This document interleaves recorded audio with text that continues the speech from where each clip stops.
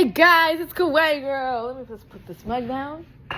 So, big announcement today. So today we are going to see Zootopia to the very, very last showing of the season until they put it on official Disney Plus, so you can watch it anytime without paying any extra. And so I will not be filming or doing anything copywriting, so I will be reviewing the movie after I see it. And guys, okay fans, I'm back from the movie theater, and so I will give my absolute review.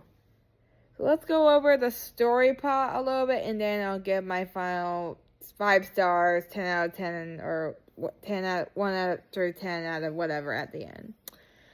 So, okay, so first off, Judy and Nick, you know, they're an official cop team, but they are rookies to the line of work. So they were not, they kind of disobeyed an order, even though an article does say if the lead officers such and such cannot, do that, then of course they may be rookies to the whole, detectiving side of being an officer, but hey, and saving people and helping, especially destroying conspiracies that were found to be crazy. And then, in direct order, he's like, you guys are so messed up for a pair because, Judy's a bunny and Nick's a fox. It's interesting. So he basically sent them to a psychiatrist and blow this and I will split you up after the incident because you got someone trapped in a tuba. They disobeyed the chief and they stole a pig car to go over a cliff. Onto a different road, I suppose. In a way. Something like that, so to speak. I'm trying to get it back into my mind because I finally got to this point to do this video. What else do we have here? There was a serpent. Snake. A very special blue snake. There was one of the lynxes. I forgot his name for a second. Lynxus. Kind of the awkward, not stutters, kind of just gets his words all scrambled around, but he knows what he's saying. It's just, maybe he's, kind of shy or nervous or something. Maybe that's the reason why he kept dealing with that. So, and the police, and then, Judy wants to do a great job, and just, there's a lot of twists and turns, and the movie theater was awesome. We're in the extreme. No wonder why the tickets were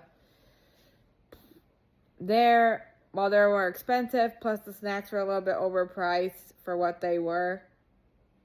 You can just get a whole case of water bottles for $2 at least.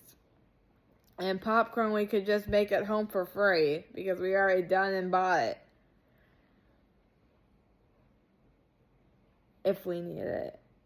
Which I'm really thankful that I had a little snack. I'm really glad. I didn't realize I was that hungry for that and a good slice of pizza when we got home. But that's besides the point. And then we're in the extreme theater because there's an all-around sound. There was some reviews said there was not any luxury recliners, but we got the luxury recliners. We got the special features to lift up the heads and the feet that go up and down, and of course it had heated seats, and if you want to turn it off you can. You have 3 modes: 1 light heat, 2 medium, and 3 of course hot. Warm, very, very toasty. And also the seats, why they call this the extreme theme theater or theater room, It's because you actually feel like the drums, when there's drumming and the music to get the scene just right, because you don't want a dead scene with no talking, or music to get the vibe, the emotions of the movie, but in music form. No matter if it's traditional music, like some drums and some melodies and stuff, maybe a little bit of tech, or just some song with voice and all kinds of stuff. You actually felt the beats, you felt the cars, boom, boom, boom, boom, boom. It felt like your chair was like turning into a ride. Like, how do I describe this? Like, you know those little kiddie rides at Universal, or one of those, like the Minion ride that you kind of just rocking back and forth into a chair? It's like more of an adult version of those little carts you put like in a quarter or two, and then you just sit there for so long and you pretend you're in like a rocket ship or something, you know? That's how the seat felt, but I knew it was planted on the ground. I didn't get used to it till a while, but I got nervous at first about it, but I'm like, this is fine. I'm good. It actually felt like you're actually sitting in the car as Judy driving her car around, or not her car, the stolen car. Like, you felt like the movie just came more, so to say, to life with that.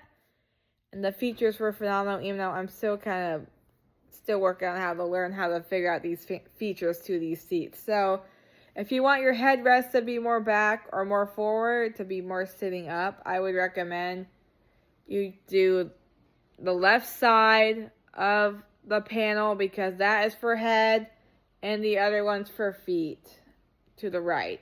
So, down button, the button on top is for leaning it forward, while the other one's putting it back. So I think that makes sense. I think that's how it works, because it took me a second or two to fix it just the way I want it to before the movie exactly started. Me and my K-Dad were the only ones in the theater before all the commercials were done.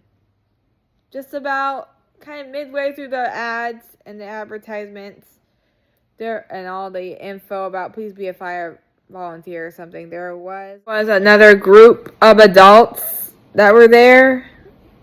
So I'm pretty sure there were a couple. They didn't look old, and they were probably like maybe middle age. And there, besides us, we had the whole theater to ourselves, which was the score. But then, of course, I guess everyone has seen it already except for me. But now I've seen it, and I got that checked off my list. And of course, there was just one other group of two people besides us, and you have to pick your seat where you want to, which is very nice to pick your seat. I mean, it makes sense to put that on the ticket. I think it's a very orderly fashion thing. Plus, I think, and the funny part is we got row F, and but not just, what's funny about it is I got 6 and he got 7. 6, 7. You get it? So, I thought that was hilarious, because it's a new trend where it's just like whenever someone says 6, 7, or 67, they all do the little dance. And I just thought that was so funny, like that kind of, like, throw the phone because I have nothing else to hold it with. Because this is my studio spot for the day on the couch. So back to the movie details, since I've lost my train of thought on that. Okay, so Judy and Nick were having a bit of a hiccup in their relationship. I think there is, there's a symbiotic relationship where, if a cheetah lost its mother, right, and then warthogs that are not the same species adopts it, right? Where they, somehow coexist, somehow. Something like that. Some sort of animal phenomenon. I think that's a true fact, if I'm not mistaken. But you never could trust Wildcrats, because Wildcrats had some fake words in it that were made up, and I used them for a report I was doing for like a science fair, and I had to start my paper fresh because it was just a rough draft anyway, and that didn't go well. So I'm not going to get into the very disappointed details of the whole thing. And sadly, I didn't win. My project was too cheesy for them. So, more like a science and art fair. I didn't really enter the art one either, and I didn't know what art I should do. I was just going to make a collage of stickers or something, but I feel like that's kind of a cheater's way.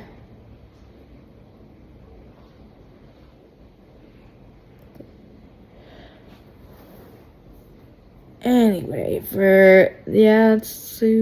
okay.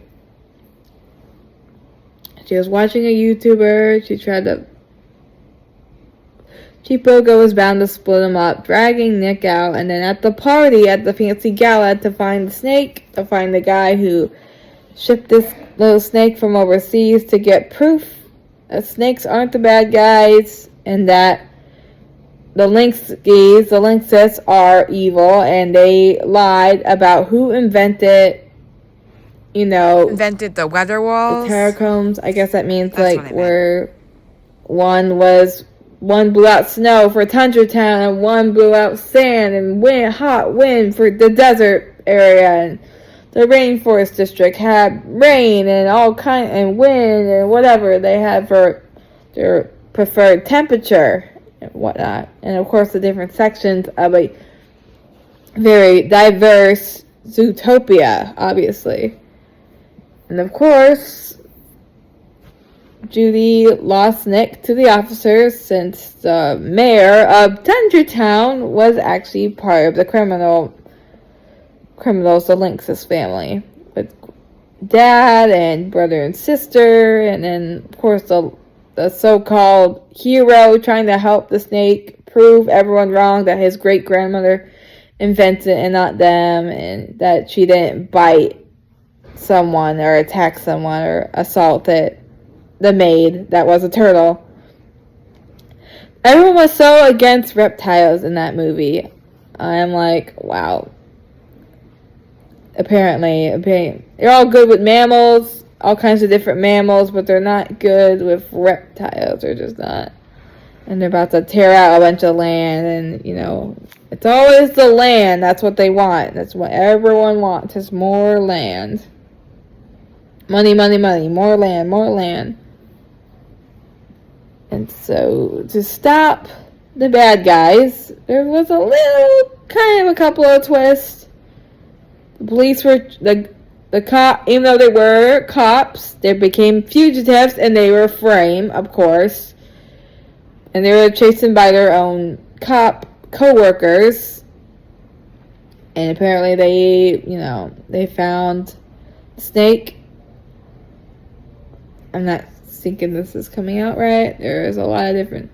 They traveled miles and miles to try to save him, to try to find the snake, because they want to help him while they're running from the law. And apparently they had some fights. There was a lot of miscommunication between Nick and Judy.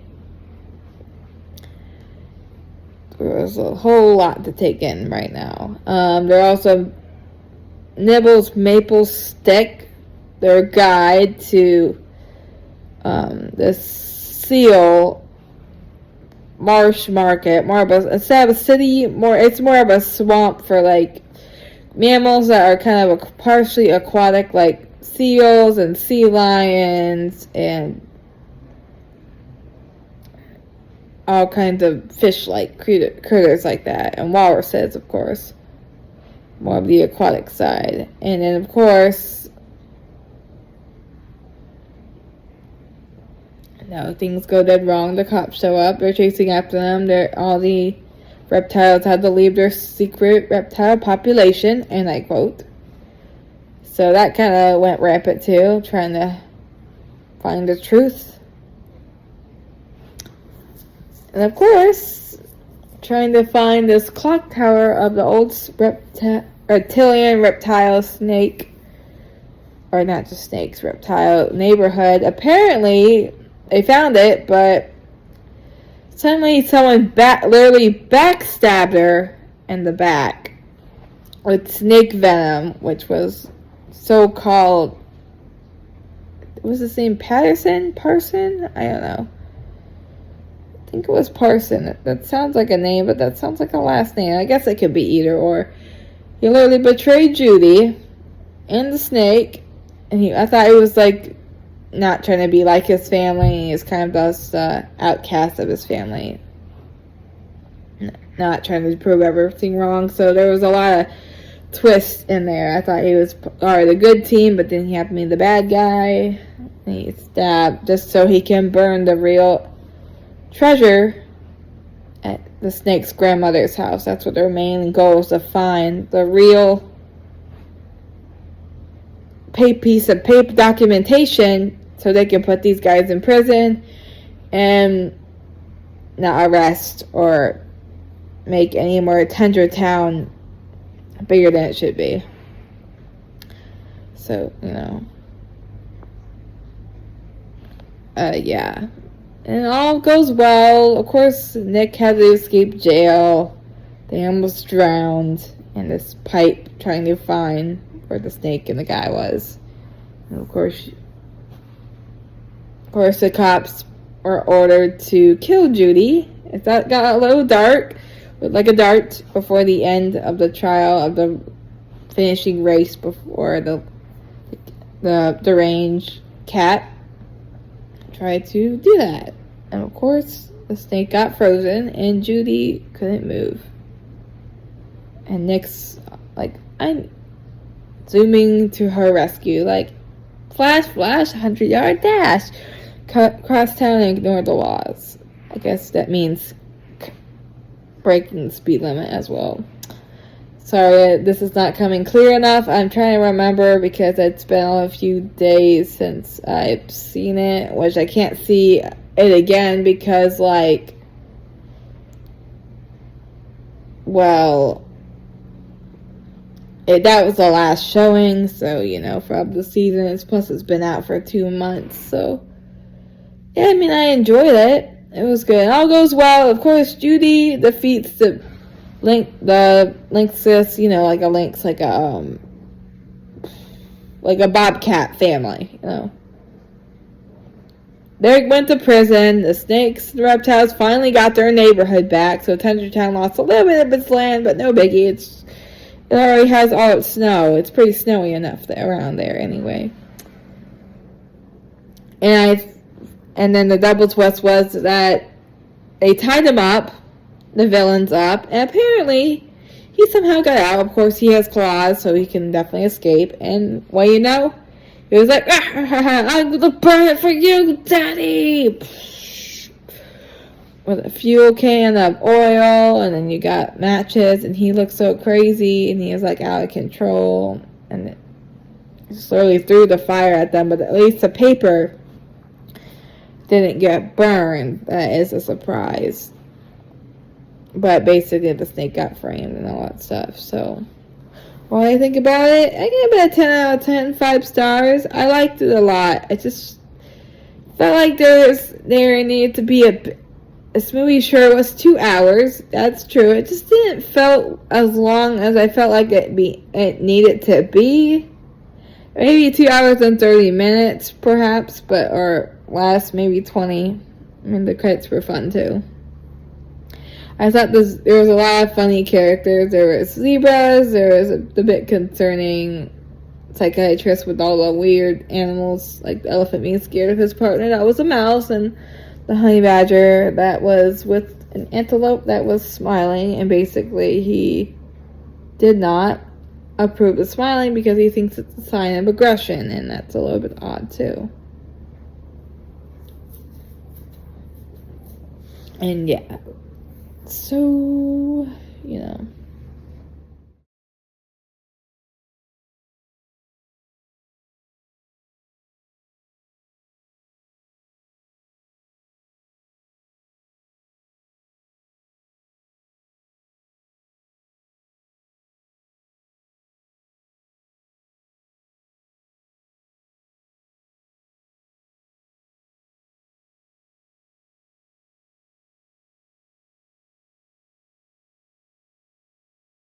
I hope you enjoyed this review. I know this didn't come out the way I want it to, but I hope this may help if you guys ask some questions. Maybe if I do a Q&A on this and I try to answer the best of my ability, I think that it'd be better to do it that way.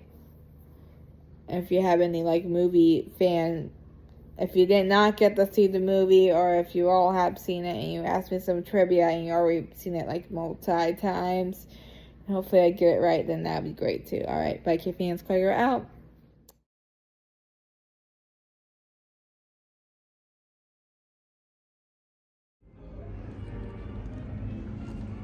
That's so cool. I love that effect.